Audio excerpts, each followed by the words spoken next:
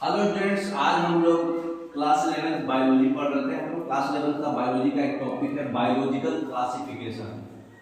हम लोग diversity in living organisms पढ़ रहे थे, उसी को हम लोग अब डिटेल्स में पढ़ेंगे। ऑलरेडी हम लोग पहले पढ़ चुके थे। तो देखिए आज का टॉपिक क्या क्या है। क्लासिफिकेशंस में आपका जो है टोटल 5 क्लासिफिकेशन है। ऑलरेडी आप वो 9th में पढ़े होंगे, Monera, Protista, Fungi, Plantae, animalia, और एक अलग से वायरस के बारे में पूरा पढ़ लेंगे। वायरस का पूरा ग्रुप है ना। और पूरे मोनेरा कितने प्रकार का होता है? 2 प्रकार का, Archie bacteria, you bacteria. Protista भी टोटल 5 प्रकार का, इसके बारे में पूरा डिटेल में पढ़ेंगे। फंजाई भी 4 प्रकार के होते हैं। प्लांटी, एनिमेलिया, सबके बारे में डिटेल में पढ़ेंगे, ठीक है ना। तो इससे करीब करीब 5 क्वेश्चंस ऑलमोस्ट नीड में आते हैं, ठीक है। तो देखिए एरिस्टोटल का क्लासिफिकेशन क्या था। एरिस्टोटल जो है बायोलॉजी के फादर बोले जाते हैं, जूलॉजी के भी फादर यही है ना। और बॉटनी के फादर है थियोफ्रास्टस। तो सबसे पहले ये एरिस्टोटल सबसे पहला अटेम्प्ट यही किए थे ऑर्गेनिजम्स को क्लासिफाई करने के लिए साइंटिफिक बेसिस पर। तो ये प्लांट्स को ट्री, श्रब्स, हर्ब्स और एनिमल्स को 2 ग्रुप में बांटे थे, रेड ब्लड और विदाउट रेड ब्लड। तो एनिमल्स को ये 2 ही भाग में बांटे थे, लेकिन प्लांट्स को 3 भाग में बांटे थे, ट्री, श्रब्स, हर्ब सबसे छोटा, श्रब्स उससे बड़ा, ट्री सबसे बड़ा, ठीक है। तो उसके बाद एनिमल्स को 2 भाग में बांटे थे, रेड ब्लड वाले और बिना रेड ब्लड वाले। तो रेड ब्लड वाले में 4 लोग दे दिए थे, मैमल्स, लिजार्ड, बर्ड्स और फिश, ठीक है। और बिना रेड ब्लड वाले में क्या दिए थे? हार्ड बॉडी और सॉफ्ट बॉडी करके बांट दिए थे। हार्ड बॉडी को दिए थे इंसेक्ट्स और सॉफ्ट बॉडी को बता दिए थे कि सेल, मछली है, सेल फिश, नो सेल मतलब सॉफ्ट बॉडी में जो है जिसके पास सेल होता है, मतलब ऊपर का जो कवर, हार्ड कवर, और जिसके पास सेल नहीं होता है, तो नो सेल वाले में जेलीफिश और सेल वाले में सेल फिश, ठीक है। तो ये इस तरह से क्लासिफिकेशन किए थे एरिस्टोटल, ठीक है। नेक्स्ट उसके बाद जो है कैरोलस लिनियस, जो आपका नोमेनक्लेचर दिए थे, पढ़े ना हम लोग बाइनोमियल नोमेनक्लेचर, जो पैंथेरा, टिग्रिस ये सब नाम था। तो ये 1758 में ऑर्गेनिजम्स को 2 भाग में से दिए थे, प्लांटी और एनिमेलिया। हाँ, उसके बाद क्या हुआ, 2 किंगडम क्लासिफिकेशन में ड्रॉबैक्स क्या हुआ कि प्रोकैरियोटिक ऑर्गेनिजम्स जो बैक्टीरिया और साइनोबैक्टीरिया होता है यूनिसेलुलर, जिसका सिर्फ एक सेल होता है, और eukaryotic organisms fungi, Moses, sponge, gymnosperms, angiosperms, इसको जो है प्लांट्स में डाला गया था, ठीक है। क्योंकि इनके पास सेल वॉल होता है, और ऑलरेडी आप सेल पढ़े होंगे तो सेल में जानते होंगे कि प्लांट सेल में सेल वॉल होता है, एनिमल सेल में सेल वॉल नहीं होता है। तो इसलिए जो है अलग अलग फीचर्स आ रहा है। मतलब जो पर्टिकुलर प्रोकैरियोटिक और यूकैरियोटिक का जो डिफिनीशन था, ये प्लांटी और एनिमेलिया जो दिए थे कैरोलस लिनियस, उसमें गड़बड़ा जा रहा था उनका सिस्टम, इसलिए वो ड्रॉबैक्स था, इसलिए वो कंसीडर नहीं किया गया, ठीक है। नेक्स्ट तो इसलिए क्या हुआ, इसमें ड्रॉबैक्स में यही हुआ कि मतलब यूनिसेलुलर और मल्टीसेलुलर ऑर्गेनिज्म सेम ग्रुप में आ गया, है ना। तो क्लैमिडोमोनास यूनिसेलुलर है, स्पाइरोगोरा मल्टीसेलुलर है, दोनों अलगी में ही डाल दिए ये, अच्छा दोनों अलगी, है ना। तो क्लैमिडोमोनास जो है, ये स्पाइरोगोरा जो है, स्पाइरोगोरा जो है अलगी में, क्लैमिडोमोनास भी अलगी में। तो ये दोनों एक, ये जो है स्पाइरोगोरा जो है मल्टीसेलुलर है, क्लैमिडोमोनास जो है यूनिसेलुलर है। तो यूनिसेलुलर ऑर्गेनिज्म और मल्टीसेलुलर ऑर्गेनिज्म एक ही ग्रुप में कैसे आ सकता है ना, प्रोकैरियोटिक और यूकैरियोटिक। तो जो यूनिसेलुलर होगा वो प्रोकैरियोटिक होगा, मल्टीसेलुलर वाले यूकैरियोटिक होंगे। तो ये जो पहले से जो डिफिनीशन चलते आ रहा सबको वायोलेट कर रहा था, इसलिए एक सिस्टम को कंसीडर नहीं किया गया, ठीक है। नेक्स्ट एक और चीज इसमें प्रॉब्लम क्या था कि हेटेरोट्रॉफिक फंजाई और ऑटोट्रॉफिक ग्रीन प्लांट्स में डिफरेंस नहीं बता पा रहा था ये। जैसे फंजाई के पास क्या होता है, एक गिलिस सेल वॉल होता है, ठीक है। ग्रीन प्लांट्स के पास सेलुलोजिक सेल वॉल होता है। तो दोनों तो सेम ग्रुप में डाल दिए आप।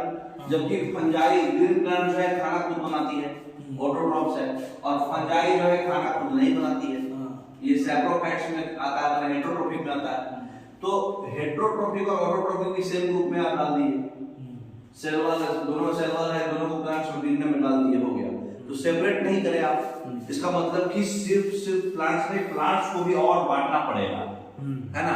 इसलिए ये सब चीजें जो मतलब ड्रॉबैक्स आया, इससे पता चला कि हमको और किंगडम में बांटना है ना, और क्लासिफिकेशन करना पड़ेगा। तब फिर आए हमारे आर एच विटेकर 1969 में फिर 5 किंगडम में बांटे, Monera, Protista, Fungi, Plantae and Animalia, है ना। तो इनका जो है काफी कंसीडर हुआ, क्योंकि जितना भी ड्रॉबैक्स था, यूनिसेलुलर, मल्टीसेलुलर सेपरेट हो गए, प्रोकैरियोटिक यूकैरियोटिक सेपरेट हो गए, है ना, और हेटेरोट्रॉप्स और ऑटोट्रॉप्स भी सेपरेट हो गए।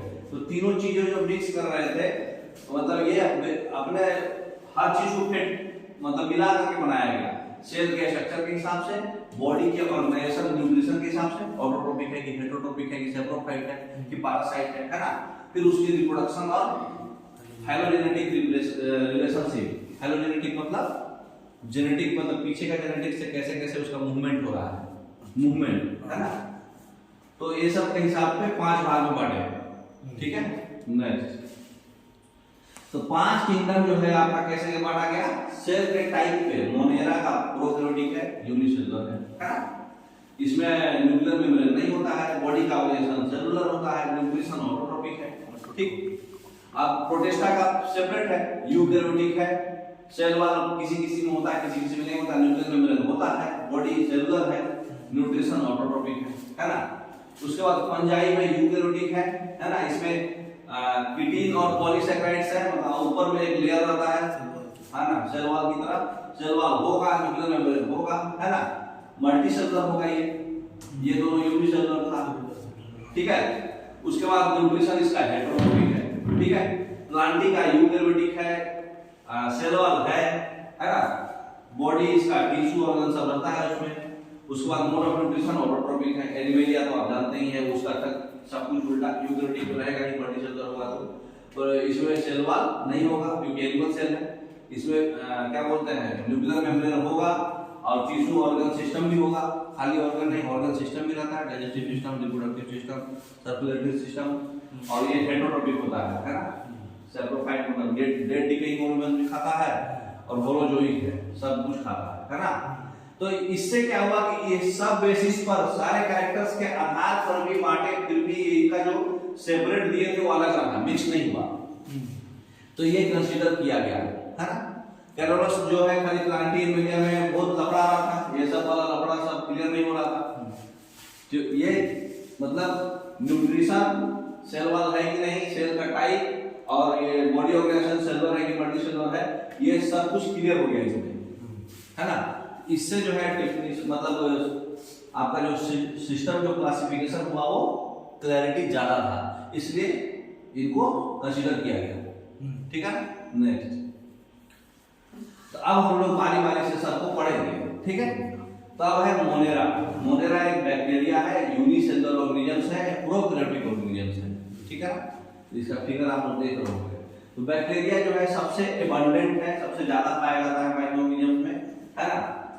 हमारे एक मुट्ठी जो आप मिट्टी लेते हो उसमें कम से कम 100 बैक्टीरिया होते हैं। तो ये एक्सट्रीम हैबिटेट्स में भी जी लेते हैं, बहुत ज्यादा गर्मी हो, बहुत ज्यादा ठंडा हो, बहुत डीप ओशन हो और बहुत ऊंचा हाइट पे माउंटेन हो, डेजर्ट्स हो, स्प्रिंग्स हो, स्नो हो, कुछ भी हो, हर एक एक्सट्रीम सीजन्स या एक्सट्रीम हैबिटेट्स कुछ भी हो, माउंटेन्स हो, डेजर्ट्स हो, स्नो हो, है ना, ओशंस हो, तो हर एक चीज में ये जी लेते हैं, मरते नहीं है, मतलब एक्सट्रीम इन्वायरमेंट बर्दाश्त कर लेते हैं, है ना। इसीलिए ये सबसे ज्यादा है, मोस्ट एबंडेंट है ना। चलिए नेक्स्ट, तो शेप के आधार पे बैक्टीरिया को 4 भाग में बांटा गया। शेप के आधार पे, आकार, शेप के आधार पे कौन कौन, कॉकस जो स्फेरिकल शेप का होता है, फिगर आपके सामने है। बैसिलस जो रॉड शेप का होता है। विब्रियम, वाइब्रियम जो कोमा शेप देखे हैं ना, कोमा ऐसे लिखते हैं ना, कोमा शेप का होता है। और स्पिरिलम, स्पिरिलम जो होता है स्पाइरल नाम से ही है ना। तो CBVS, caucus spherical shape, bacillus rod shape, और कोमा शेप का विब्रियम, वाइब्रियम, और स्पिरिलम क्या है, स्पाइरल शेप। तो नाम से ही पकड़ लेते हैं। स्फेरिकल वाला आप बैसिलस जो है आपको याद रखना है रॉड शेप का होता है। लैक्टोबैसिलस जो दही में बैक्टीरिया होता है, दही में जो होता है वो रॉड शेप का होता है। कॉकस स्फेरिकल शेप का होता है खांसी वाले में, ठीक है। नेक्स्ट बैक्टीरिया का शेप देखिए क्या क्या होता है। स्ट्रेप्टोकोकस निमोनिया का, क्लोस्ट्रीडियम टेटनी टेटनस का, ट्रेपोनोमा पैलिडियम, ठीक है, ये क्या उसको बोलते हैं sleeping sickness, Vibrio cholerae cholera का आता है ना। स्ट्रेप्टोकोकस ऑरियस सर्दी खांसी, क्लोस्ट्रिडियम बोटेनियम, फिर लेगियोनेला निमोफिला है ना, फिर स्ट्रेप्टोबैसिलस मोनिकॉम ये यार उसमें रहता है इंटेस्टाइन में, हेलिकोबैक्टर पाइलोन और साल्मोनेला टाइफाइड के लिए। तो सबका कैसा कैसा शेप है फिगर के साथ आपको दिखा हुआ है। टाइफाइड के लिए साल्मोनेला टाइफी, निमोनिया के लिए स्ट्रेप्टोकोकस निमोनिया, टेटनस के लिए क्लोस्ट्रीडियम टेटनस, ट्रेपोनेमा पैलिडियम जो है स्लीपिंग सिकनेस, ट्रेपोनोजोमा नाम सुने होंगे, विब्रियो कोलेरी कोलेरा के लिए, स्ट्रेप्टोकोकस ऑरियस के डिसेंट्री और कफ के लिए। तो ये सब आपका जो है बैक्टीरिया का शेप है। देखिए ये स्फेरिकल है, ये स्फेरिकल है, ये सिलिंड्रिकल टाइप है ना, ये रॉड्स बोलो इसको, रॉड शेप का है ना, ये भी स्फेरिकल में ही आएगा, ये स्पाइरल में आएगा है ना। तो इस तरह का बैक्टीरिया है, सबका नाम अलग अलग है, ठीक है। तो मोनेरा ही अभी हम लोग पढ़ रहे हैं। तो बैक्टीरिया का जो स्ट्रक्चर होता है बहुत ही सिंपल होता है, लेकिन बिहेवियर बहुत कॉम्प्लेक्स होता है, क्योंकि वो मतलब मेटाबॉलिक एक्टिविटी जो करता है ना वो डाइवर्स है। कुछ बैक्टीरिया ऑटोट्रोपिक है, इनऑर्गेनिक सब्सटेंस से खाना बना देती है खुद से। बहुत सारे बैक्टीरिया जो है हेटेरोट्रॉप्स है, वो खुद से खाना नहीं बनाती है, ऑर्गेनिजम्स और डेड ऑर्गेनिक मैटर पे डिपेंडेंट है खाना बनाने के लिए। जैसे ये बैक्टीरिया है, ठीक है, इसका अपना डीएनए है ना, न्यूक्लियोइड है, राइबोसोम्स भी साथ में है इसका, जो खाली स्पेस साइटोप्लाज्म भी होता है, प्लाज्मा मेम्ब्रेन भी है, सेल वॉल भी है, कैप्सूल्स की तरह सेल में होता है ना।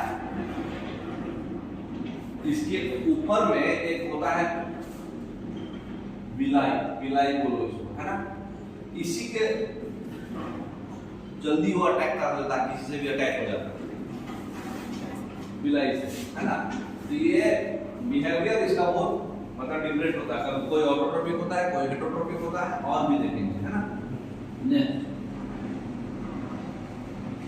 तो क्लासिफिकेशन हम लोग डिटेल में पढ़ने जा रहे हैं। तो बैक्टीरिया के बारे में पढ़ेंगे कि बैक्टीरिया को कैसे क्लासिफाई करेंगे। तो सबसे पहला क्लासिफिकेशन है आर्की बैक्टीरिया और यू बैक्टीरिया, ठीक है। नेक्स्ट तो आर्की बैक्टीरिया भी तीन तरह के होते हैं, हेलोफाइल्स, थर्मोएसिडोफाइल्स और मेथेनोजेंस, ठीक है। अब डिटेल में देखते हैं क्या है, ठीक है। नेक्स्ट यू बैक्टीरिया तो दो है, एक तो ऑटोट्रोप्स होगा, एक तो हेटेरोट्रोप्स होगा, है ना। नेक्स्ट तो ऑटोट्रोप्स में क्या होगा, दो टाइप का ऑटोट्रोप्स होता है, वो फोटोसिंथेटिक और एक केमोसिंथेटिक। जो केमिकल से मतलब खाना खुद बना ले रही है वो केमोसिंथेटिक, और जो लाइट के हेल्प से खाना बना रहा है वो फोटोसिंथेटिक, ठीक है। और हेटेरोट्रोप्स में पैरासाइटिक और सैप्रोफाइटिक, जो डेड ऑर्गेनिक मैटर खाता है, जैसे कि गीद, भल्चर वगैरह, वो सब होते हैं सैप्रोफाइटिक और पैरासाइटिक। मतलब एग्जांपल के दे रहे हैं, इसको बैक्टीरिया में बता रहे हैं। सैप्रोफाइटिक मतलब जो डेड ऑर्गेनिक मैटर खाए, और पैरासाइट्स मतलब जो लाइव एनिमल्स को खा जाए, लेकिन डिपेंडेंट रहे उसी पर। जैसे मच्छर, मॉस्किटो पैरासाइट है, हम पे डिपेंडेंट है ना। तो किसी मतलब दूसरे पे डिपेंडेंट हो लाइव में, ठीक है। तो टोटल कितना तरह हुआ, बैक्टीरिया दो प्रकार का है, आर्की बैक्टीरिया और eubacteria. Archaebacteria halophiles, thermoacidophiles और मेथेनोजेंस। यू बैक्टीरिया में आपका ऑटोट्रोप्स और हेटेरोट्रोप्स, ऑटोट्रोप्स में फोटोसिंथेटिक और केमोसिंथेटिक, और हेटेरोट्रोप्स में पैरासाइटिक और सैप्रोफाइटिक। पैरासाइटिक मतलब जो लाइव एनिमल्स पे डिपेंडेंट है लेकिन दूसरे पे डिपेंडेंट है, और सैप्रोफाइटिक मतलब जो डेड ऑर्गेनिक मैटर खाता हो, है ना, मरा हुआ चीज खाता हो जो, ठीक है। नेक्स्ट तो अब हम लोग पहले आर्की बैक्टीरिया देख लेते हैं। आर्की बैक्टीरिया क्या होगा, जो हार्शिंग हैबिटेट्स में रहता हो, मतलब एक्सट्रीम साल्टी एरिया या फिर हॉट स्प्रिंग्स या फिर मार्सी एरिया, तो जो साल्टी एरिया में रहेगा वो ज्यादा नमकीन एरिया में, एक्सट्रीम सॉल्टी एरिया में उसको बोलते हैं हेलोफाइल्स। अच्छा, ठीक है। जो हॉट स्ट्रिंग्स में रहेगा, मतलब बहुत गर्मी वाले सीजन में, उसको थर्मोएसिडोफाइल्स, नाम से ही समझ में आ रहा। और जो मार्सी एरिया, दलदल वाले एरिया में रहते हैं, दलदल जमीन पे, उसको क्या बोलते हैं? मिथेनोजेंस। मिथेन दलदली एरिया है तो मिथेनोजेंस। तो सब नाम से ही समझ में आ रहा। इनका जो है एक्सट्रीम कंडीशंस में सर्वाइवल इसलिए होता है क्योंकि इनका सेल वॉल का स्ट्रक्चर अलग अलग होता है। हेलोफाइल्स का सेल वॉल देखो कैसा, हेलोफाइल्स ऐसा है स्ट्रक्चर, थर्मोएसिडोफाइल्स ऐसा है, और मिथेनोजेंस ऐसा है। तो मिथेनोजेंस जो होगा वो किसमें होगा? रूमिनेंट्स एनिमल्स में, गाय भैंस में, जो पागुर करता है, पागुर समझते ना, रूमिनेंट्स, खुद का खाना को फिर से वापस पला के और चबाएगा, खाएगा।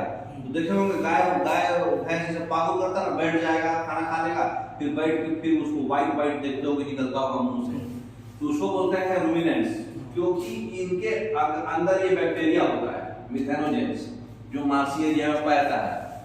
ठीक है। तो ये मिथेनोजेंस जो होता है इनके गट्स में पाए जाते हैं गाय भैंस लोगों के, इसलिए वो पागुर करता है। इनके जो गोबर निकलता है, इनके गोबर में मीथेन बायोगैस इसलिए बनता है। अच्छा, इसके अंदर मीथेन बैक्टीरिया, क्योंकि मिथेनोजेंस बैक्टीरिया है इनके अंदर। अब ये बैक्टीरिया बार-बार वो पागुर करते हैं, यहाँ से निकलता है और अंदर में बैक्टीरिया है, तो पोटी भी करेंगे तो बैक्टीरिया निकालेंगे ना, तो इसलिए उनके जो गोबर है, उनके गोबर में बायोगैस मीथेन गैस लगता है। तो देखे होंगे गोबर से बायोगैस बनता है। तो मिथेनोजेंस बैक्टीरिया जो है रूमिनेंट्स के गट्स में होता है, मतलब गले में, है ना, यहाँ। और जो थर्मोएसिडोफाइल्स ऐसा शेप का होता है और हेलोफाइल्स ऐसा शेप का होता है। नाम से ही सब कुछ हो रहा है। थर्मो मतलब टेम्परेचर बर्दाश्त करेगा और हेलोफाइल्स मतलब सॉल्ट बर्दाश्त करेगा। ठीक है ना, तो याद हो गया। अब देखिए यू बैक्टीरिया, एक्चुअल बैक्टीरिया यही है, ट्रू बैक्टीरिया, जिसके पास सेल वॉल एकदम रिजिड है और फ्लैजेलम होता है। अगर वो मोटाइल है तो मतलब मोटाइल है मतलब उसके अंदर लोकोमोशन है, मूवमेंट है। अगर वो मूवमेंट है उसके अंदर, तो उसके मूवमेंट के लिए एक फ्लैजेला होता है। ग्रुप मतलब प्लूरल में फ्लैजेला बोलते हैं, सिंगुलर में फ्लैजेलम बोलते हैं। उनका जो सेल वॉल होगा वो रिजिड होगा, फिक्स होगा। इनका ऑटोट्रॉफ हो सकते हैं, है ना, फोटोसिंथेसिस और केमोसिंथेसिस, और हेटेरोट्रॉफ हो सकता है। हम देख चुके हैं पैरासाइटिक और सैप्रोफाइटिक। तो इसमें क्या क्या है देख लीजिए। अगर साइनोबैक्टीरिया है तो जैसा ग्रीन प्लांट्स में क्लोरोफिल होता है वैसे ही इनके पास भी क्लोरोफिल होता है। तो फोटोसिंथेटिक पहला आपको देख लेते हैं। फोटोसिंथेसिस क्या होता है? लाइट की एनर्जी से, जो लाइट सनलाइट से एनर्जी लेकर के CO2 और H2O मिला करके ग्लूकोज बनाता है, खाना बनाता है ना, मतलब फोटोसिंथेसिस प्रोसेस करता है। तो साइनोबैक्टीरिया का नाम है ब्लू ग्रीन अलगी। साइनोबैक्टीरिया जो होता है वो यूनिसेलुलर होता है।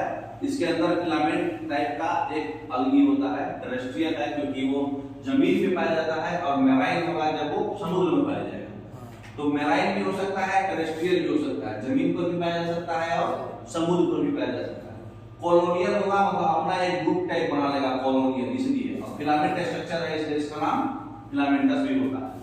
तो ये जो है एक जेलाटिनस शीट, मतलब एक उसके ऊपर एक गोंद के जैसा कवरिंग होता है, हार्ड शीट मतलब क्या होता है? ऊपर से उसका जैसे कछुआ का ऊपर कैसे होता है शीट, उस साइड उसी तरह से एक जेलाटिनस मतलब गोंद के जैसा एक शीट होता है। तो ये जो है पोल्यूटेड वाटर बॉडी में ब्लूम्स बनाता है। ब्लूम्स मतलब चमकता है, ठीक है। और ये जो है नाइट्रोजन को फिक्स कर देता है, ठीक है, एक स्पेशलाइज्ड सेल्स में। वो सेल्स को बोलते हैं हेटेरोसाइट्स, जैसे नोस्टॉक और एनामेना। तो होस्टॉक्स और एनामेना जो है नाइट्रोजन को फिक्स कर देता है और हेटेरोसाइट्स बनाता है। नाइट्रोजन को फिक्स करके यहाँ पे देखिए हेटेरोसाइट बना हुआ है ब्लू कलर का, क्योंकि इसके ऊपर एक शीट है, आउटर कवरिंग, ये शीट है। आउटर कवरिंग जो है उसके अंदर में, उसी के बीच में गैप जो होता है उसको म्यूकस होता है, क्योंकि वो बोले ना गोंद के जैसा, जेलाटिनस गोंद के जैसा। तो म्यूकस बोले तो थोड़ा सा क्या उसको बोलते हैं, उसको क्या बोलते हैं, नहीं म्यूकस बोले तो गीला गीला, वेट। तो वेट होता है और ऊपर से हार्ड कवर होता है, भीगा भीगा हमेशा रहेगा, इसलिए उसको बोलते हैं जेलाटिनस। और ये जब नाइट्रोजन से मिक्स करता है तो एक हेटेरोसाइट्स बनाता है, ब्लू कलर का जो दिख रहा है। तो नोस्टोक और एनाबेना दोनों ऐसा ही करता है, ठीक है। और साइनोबैक्टीरिया जो होता है ये ब्लू ग्रीन अल्गी जिसको बोलते हैं, ये फिलामेंट स्ट्रक्चर का होगा, एक ग्रुप में रहेगा, कॉलोनी बनाएगा, है ना। इसको मेराइन अल्गी भी बोलते हैं या फिर टेरेस्ट्रियल अल्गी भी बोलते हैं। और नोस्टोक और एनाबेना याद रखिएगा जेलाटिनस शीट से, इसी से आप समझ में आ जाएगा हेटेरोसाइट्स बनाएगा किसके लिए, नाइट्रोजन से। समझ में आया? नेक्स्ट, अब केमोसिंथेटिक बैक्टीरिया कौन कौन होगा? दो, ग्रीन सल्फर बैक्टीरिया और पर्पल सल्फर बैक्टीरिया। ये जो है इनऑर्गेनिक सब्सटेंस जैसे नाइट्रेट्स, नाइट्राइट्स, अमोनिया, ये सब सब्सटेंस को मतलब यूज करके एटीपी प्रोड्यूस करेगा, एनर्जी प्रोड्यूस करेगा, है ना।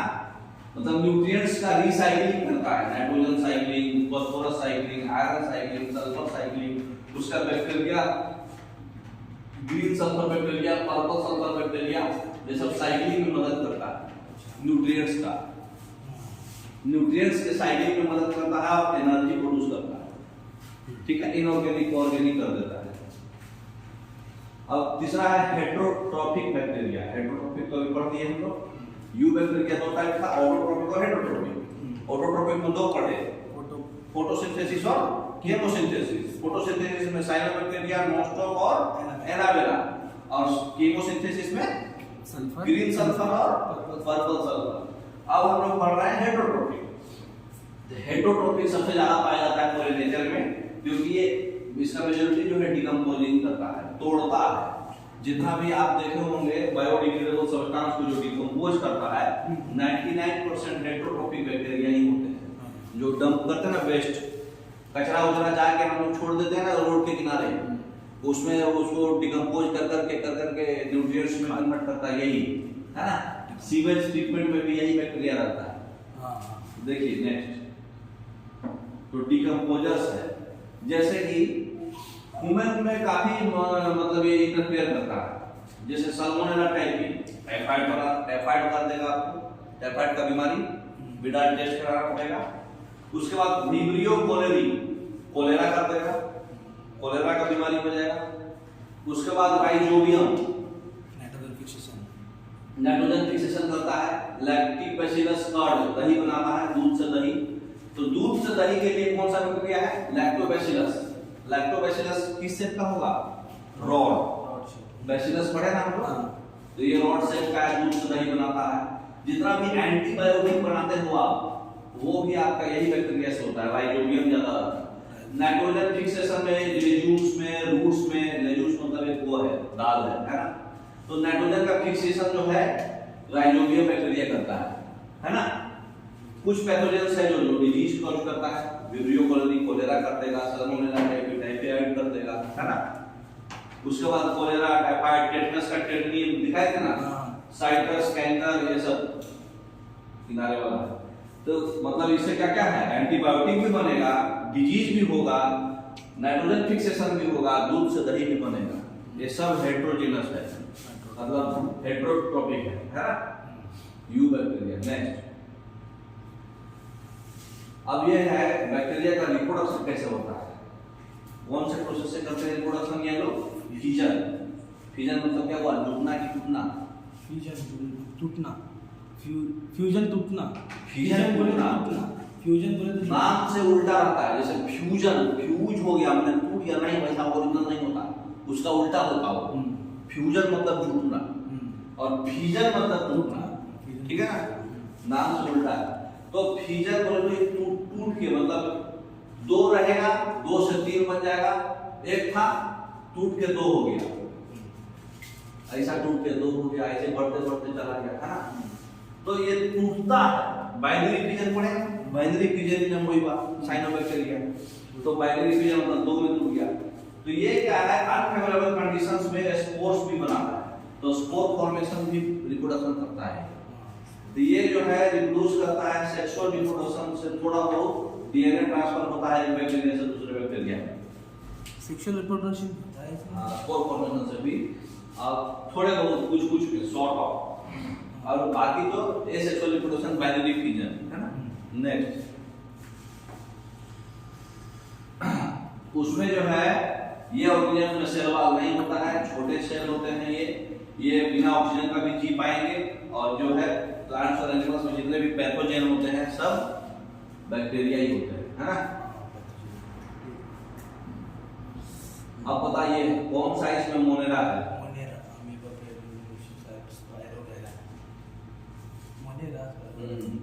अमोइबा, क्योंकि अमोइबा को ही साइनोबैक्टीरिया बोलते हैं, है ना।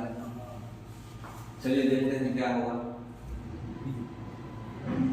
तो क्या था अमोइबा का कोई पढ़ने नहीं वो अलग से आएगा बैक्टीरिया। इचलेचिया देखते हैं सर्च करा था। जितने भी प्रोकैरियोटिक ऑर्गेनिजम्स हैं वो मोनेरा में आएंगे। इचलेचिया कोलाई एक बैक्टीरिया है। अच्छा हाँ, ई कोलाई बैक्टीरिया जो है आपके इंटेस्टाइन में पाया जाता है। तो बैक्टीरिया माइकोप्लाज्मा, साइनोबैक्टीरिया, ब्लूग्रीनल्गी और एक्टिनोमाइसीट्स ये सब जो है ई कोलाई, ठीक है। जितना भी बैक्टीरिया है सारा बैक्टीरिया तो मोनेरा में आता है। मोनेरा तो अलग ही टाइप है, वो तो बिल्कुल अलग है। माइकोप्लाज्मा, साइनोबैक्टीरिया, ब्लूग्रीनल्गी जिसको बोलते हैं और एक्टिनोमाइसीट्स ये सारे जो है प्रोकैरियोटिक ऑर्गेनिजम्स से जो है मोनेरा में आते हैं, ठीक है। नेक्स्ट साइनोबैक्टीरिया को क्या बोलते हैं? ब्लूग्रीनल्गी, है ना। डी साइनोबैक्टीरिया को ब्लूग्रीनल्गी बोलते हैं। सबसे प्रिमिटिव, सबसे पुराना प्रोकैरियोटिक ऑर्गेनिजम्स है और ये जो है सबसे पुराना क्लोरोफिल बियरिंग एनिमल्स भी है, ऑर्गेनिजम्स भी है अर्थ में, है ना। क्योंकि वो ऑटोट्रॉफ्स है ना, फोटोसिंथेटिक में पढ़े थे आप। कुछ बैक्टीरिया जो है एक्सट्रीम इन्वायरमेंट कंडीशन जैसे ऑक्सीजन के एब्सेंस में, हाई सॉल्ट में, हाई टेंपरेचर में, एसिडिक पीएच में भी, तो उस टाइप के बैक्टीरिया का नाम बताइए। Archaebacteria, very good. आर्कीबैक्टीरिया तीन तरह का पढ़े थे ना भी हम लोग, हेलोफाइल्स, एसिडोफाइल्स और थर्मो, है ना। तीन तरह का था सी, हाँ आर्गोमिथेनोजेंस। तो आर्कीबैक्टीरिया जो है मिथेनोजेंस जो है ऑक्सीजन का एब्सेंस में रहता है ना। हेलोफाइल्स जो है हाई टेंपरेचर पे रहता है और थर्मो एसिडोफाइल जो है हाई टेंपरेचर और लो पीएच पे भी रह सकता है ना। तो स्पेशलाइज्ड सेल वाल है इसमें। तो हम लोग अभी पढ़े थे, है ना, सबके बारे में पढ़ चुके हैं। ये थर्मो टेंपरेचर, एसिडो लो पीएच पे भी बर्दाश्त कर लेगा, है ना। मिथेनोजेंस ऑक्सीजन का एब्सेंस में भी, हेलोफाइल्स टेंपरेचर में भी पढ़ चुके हैं आर्कीबैक्टीरिया। तो बैक्टीरिया को हम चार कैटेगरी में डाले थे शेप के आधार पे। तो बताइए चारों कैटेगरी कौन कौन है? ये किसका शेप है? स्फेरिकल, उसका नाम बताइए। कॉकस का प्लूरल कॉकी होता है। और बी है स्पोर, कैसा शेप होता है? बैसिलस। और ये है फ्लैजेलम, और ये कोमा शेप का नाम क्या था? वाइब्रियो। हाँ, तो सबका नाम बताइए कौन सेट कर रहा है? B option. ए जो है कॉकस कॉकी हो गया, बी आपका बैसिलस हो गया स्फेरिकल सेल का, सी स्पाइरेला स्पाइरल सेल का और डी विब्रियो कोमा सेल, है ना। पढ़े थे अभी हम लोग सारा। तो देखिए ए आपका जो है स्फेरिकल सेल हो गया कॉकस कॉकी, बी हो गया रॉड सेल बैसिलस और सी हो गया आपका स्पाइरल सेल, है ना, फ्लैजिला जिसमें होता है ना, स्पाइरेला भी बोलते हैं उसको, और डी हो गया कोमा सेल का जो है विब्रियो बोलते थे। तो अभी हम लोग पढ़े थे सारा। नेक्स्ट अब बताइए इस फिगर में ए बी सी का नाम बताइए। अच्छा, बी हम बता दे रहे हैं जो ये बनाता है हेलोसाइट्स, क्या उसको बोलते हैं? हेटेरोसाइट्स। तो बी हेटेरोसाइट्स है। अब बता दीजिए कौन सा आंसर हो जाएगा? D option. ए हो गया नॉनस्टॉप, बी हेटेरोसाइट्स, तो ये और सी जो है शीट बनाता है म्यूकस का, है ना। तो जितना भी पार्ट से ऑलरेडी हम लोग पढ़ चुके हैं। नॉनस्टॉप एक प्रकार का साइनोबैक्टीरिया था जो नाइट्रोजन फिक्सेशन करता है ना, हेटेरोसाइट्स के प्रेजेंस में, क्योंकि हेटेरोसाइट्स बनने से ही नाइट्रोजन फिक्सेशन होता है। और ये म्यूकस वाला ऑर्गेनिज्म था, शीट था, बताया था कि थोड़ा सा नमी रहता है उसमें, मॉइस्चर रहता है, इसलिए वो जेलेटिनस होता है, गोंद टाइप होता है, और शीट होता है आउटर कवरिंग, और ये वाटर होल्डिंग कैपेसिटी भी बढ़ा देता है नमी रहने से, है ना। तो ये हम लोग पढ़ चुके थे। अब ओके, थैंक यू।